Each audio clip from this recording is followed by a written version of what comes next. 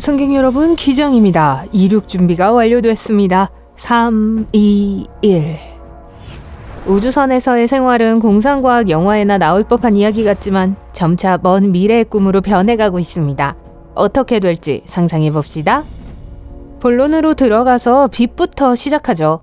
지구에서는 대기 덕분에 하늘이 햇빛을 산란시켜요. 그래서 우리는 여러 방향에서 빛을 받습니다. 그리고 그림자 대비 주변광이 있어요. 하지만 우주선에서는 멋진 주변광을 만들어줄 하늘이 없습니다. 태양계 안에서 우주선을 타고 있을 때 우주선의 한쪽은 태양이나 다른 별에 의해 밝게 빛나고 한쪽은 그림자에 가려져 있을 수 있습니다. 조승달처럼 말이죠. 우주선이 태양계에서 멀리 떨어져 있다면 밝게 비춰지는 부분은 없을지도 몰라요. 모든 별에서 아주 멀리 떨어져 있기 때문에 우주선은 깊은 어둠 속을 비행하게 될 겁니다. 하지만 걱정하지 마세요. 첨단 기술이 태양빛을 모방할 방법을 찾아낼 테니까요. 아마도 디자이너가 창문과 비슷한 LED 조명 패널을 배치하면 우주선에 탑승한 사람들은 그 차이를 알아차리지 못할 겁니다. 그럼 사람들은요? 한 연구에 따르면 160명으로 구성된 승무원이 200년 동안 생존 가능한 인구를 만들 수 있다고 합니다.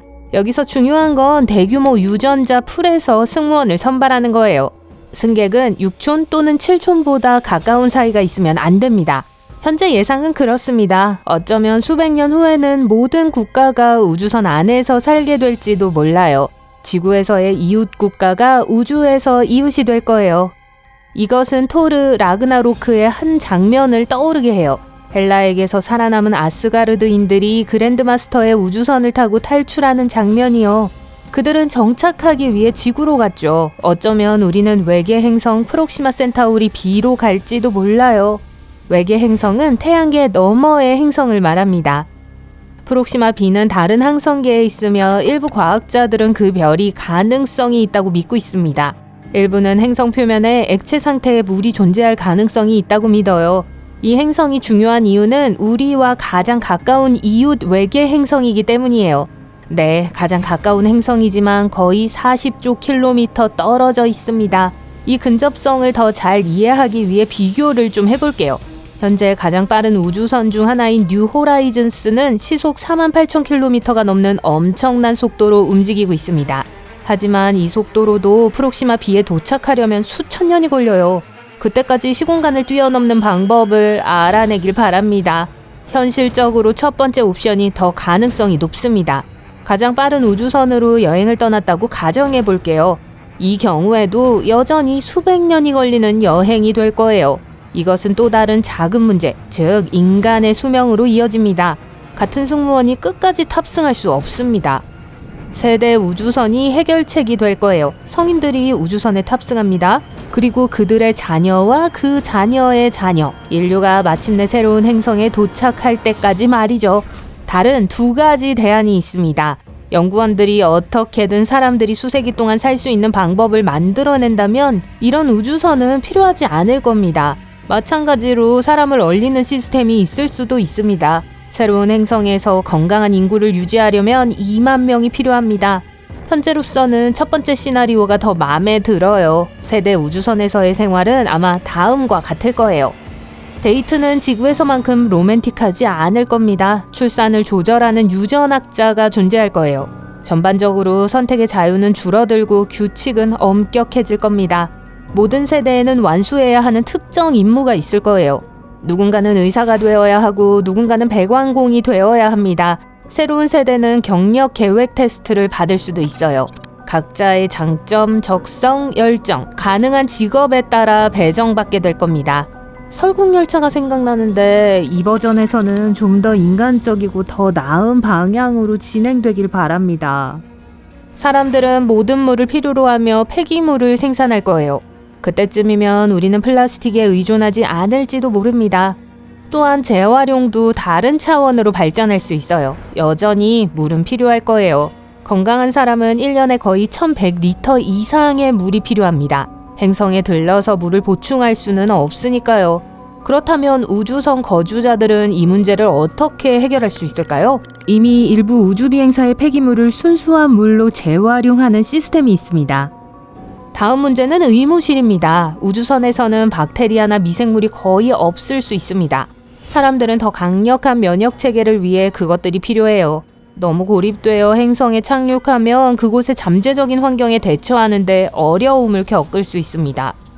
보호 장비도 중요합니다. 깊은 우주는 방사능이 있는 곳이에요. 지구에는 DNA를 파괴하는 방사능으로부터 우리를 보호하는 자기장이 있어요. 우주선에는 강력한 보호막이 필요합니다. 어쩌면 우리는 일종의 역장을 만들 수 있을지도 모릅니다. 나사는 우주에서 식물을 재배하는 시스템을 개발 중입니다. 아마도 농업과 가축을 위한 특별한 섹션이 있을 거예요. 또한 이런 종류의 우주선은 동식물 샘플도 운반할 수 있을 거예요. 특정 공원과 다양한 미니 생태계가 있을지도 모르죠. 배에 탄 사람들의 정신건강에도 좋을 것 같아요. 인류의 존재를 유지하는 것은 좋지만 실존적 위기는 승객들을 혼란스럽게 할 수 있어요. 승객들은 공원에서 우주 샌드위치를 먹고 지저귀는 새소리를 들으며 잠시 휴식을 취할 수 있습니다. 어린 승객에게는 정원뿐만 아니라 교육을 위한 놀이터와 학교 교실이 필요할 수 있습니다. 아마도 완전히 새로운 커리큘럼이 있을 거예요. 낯선 행성에서 살아남는 방법 같은 거죠. 이런 우주선이 등장할 즈음에는 인공지능과 첨단 로봇이 그 어느 때보다 대중화될 겁니다. 혼자 증식하는 로봇이 등장할 수도 있어요. 이러한 로봇을 잠재적으로 새로운 행성에 먼저 보낸 다음 그 결과를 볼 수 있어요. 여러 행성에 로봇팀을 보내 어느 행성이 더 나은 서식지를 가지고 있는지 알아볼 수도 있습니다.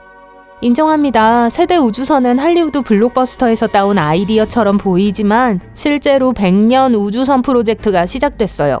다우제로 재단의 설립자인 마크 밀리스는 이 프로젝트의 참여자 중 한 명입니다.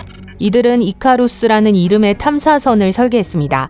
이 탐사선은 이론적으로 광속의 10분의 1 또는 5분의 1로 가속할 수 있는 능력을 갖추고 있습니다. 현재 이카루스의 디자인은 일련의 연료 탱크로 구성된 고층 빌딩 크기의 거물처럼 매끄럽진 않지만 밀리스는 이것이 성간 탐사선의 최종적인 모습이 아니라 초기 제작에 가장 적합한 디자인이라고 설명해요.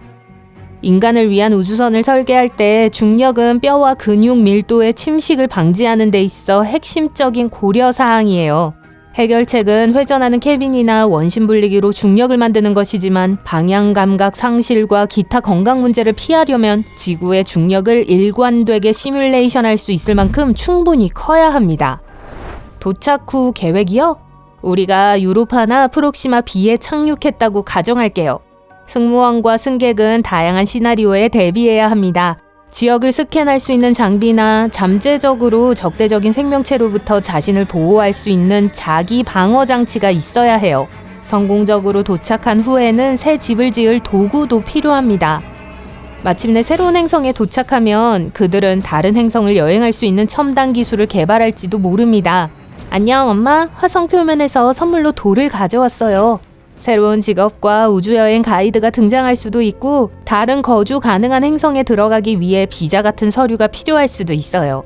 운석비가 내릴 것으로 예상되니 앞으로 2년 동안 기지에 머물러 있으라고 뉴스캐스터는 말합니다. 알았어요. 진정할게요. 그렇다면 한 태양계에서 다른 태양계로 인간을 운송할 수 있는 우주선이 있다면 어떤 모습일까요? 날개가 달려있을까요? 아니면 로켓처럼 생겼을까요? 여러분의 머릿속에 있는 디자인에 대해 더 자세히 알려주세요.